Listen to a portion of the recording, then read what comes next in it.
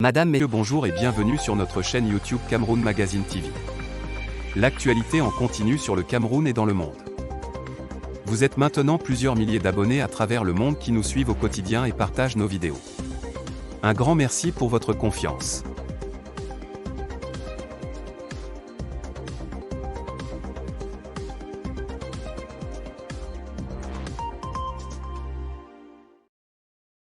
Abonnez-vous et cliquez aussi sur la petite cloche de notification pour ne rien rater de nos prochaines vidéos.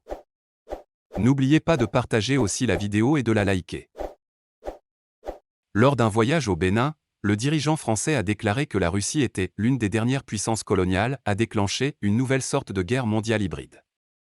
Interrogé sur une éventuelle fermeture du gaz russe et sur les décisions de l'Union européenne lors de sa visite au Bénin, Emmanuel Macron a déclaré mercredi que la Russie est l'une des dernières puissances coloniales impériales. Une nouvelle guerre mondiale hybride. Après avoir déjà qualifié l'influence russe de préoccupante au Cameroun ce mardi, le président de la République est allé encore plus loin dans la capitale béninoise Cotonou.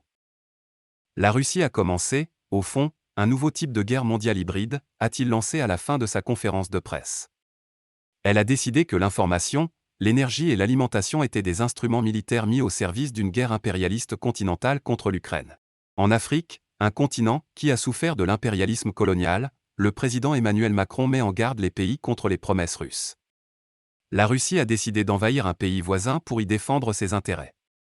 Quand vous les voyez poindre leur tête chez vous, n'y voyez pas autre chose, même s'ils vous tiennent le discours inverse.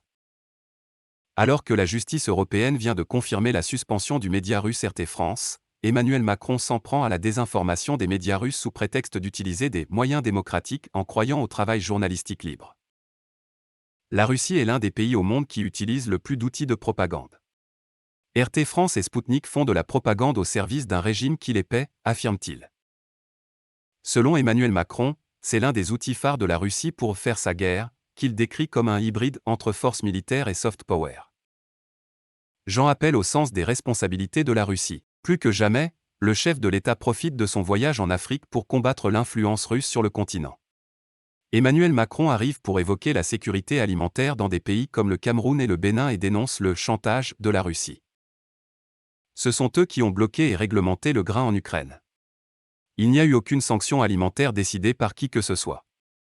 Ce sont eux qui décident, puis ils partent en tournée et disent aux gens que c'est de leur faute, a-t-il déclaré.